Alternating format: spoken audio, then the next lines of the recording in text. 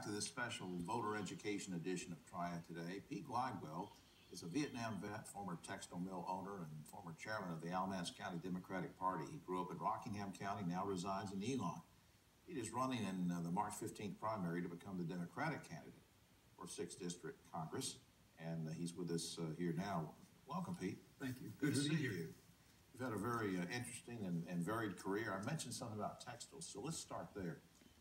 You've talked a lot about restoring, or the need to restore, the middle class. Yes.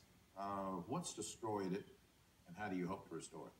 Well, I think I look for one issue that would make the biggest difference in our country. And the one that I think is the biggest thing is protecting American jobs first. We haven't done that. We've added 30 million Chinese middle-class jobs a year for the last 5 years, and now they have more middle-class people in China than we do working in America. Right. Our middle class is wilting away, and they represent 68%. Their consumption represents 68% of the American economy.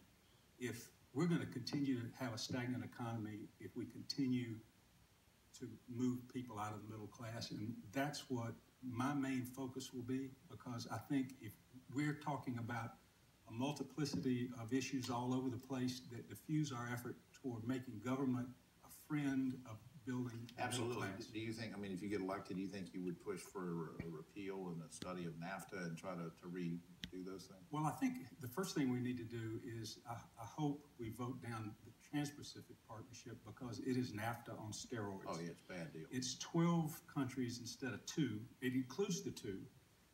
But it will destroy more jobs in the middle class than NAFTA did, and it destroyed, well, since 1993, I think 5 million manufacturing jobs. Now, manufacturing jobs are the ones that pay about 50% more than the basic hospitality jobs that we've added back to the economy, and have benefits like health care, which has caused the health care situation to raise its ugly head as well. Oh, don't get me started on healthcare.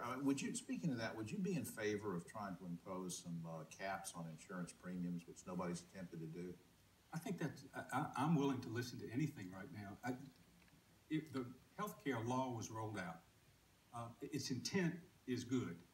Its execution we're going to have to work on, just like we had to work on Medicare and we had to work on Social Security over a 25-year period. Now, some people are going to say, let's repeal it. Well, tell me what you're going to repeal it with before you tell me you're going to repeal it. Yeah. There are some problems. One of the problems is the pre-existing condition thing. That is a wonderful benefit, but we have had people sign up and in 3 months get their surgery that they've needed all their lives, and then they quit paying their premiums. Right. That hurts. Young people are not signing up for it in big enough numbers. That hurts. There is a stipulation in the healthcare law where 9.5% of the income is what you have to pay for your healthcare premium. Those people, though, are not getting any increase in their wages, so their premiums aren't going up. Yeah, that 9.5% is bogus too. I just did a study on that, and in some states it's up to 50, 60%. Yes. With these increases in healthcare premiums. Yes. Before we run out of time, one thing, talking about refugees, talking about immigration, terrorism, wind it all together very quickly for me and tell me, I know that you're a compassionate person. I know you want to welcome people into the country, but we now know from congressional studies that terrorists are coming in posing as refugees. Should we have a moratorium on all immigration for about a year and just things? Should we do something radical? No, we shouldn't. We are Americans, and America is the leader in a world of ungrateful people, and we need to set an example. We can vet to a proper extent anybody coming into this country that's coming from Syria.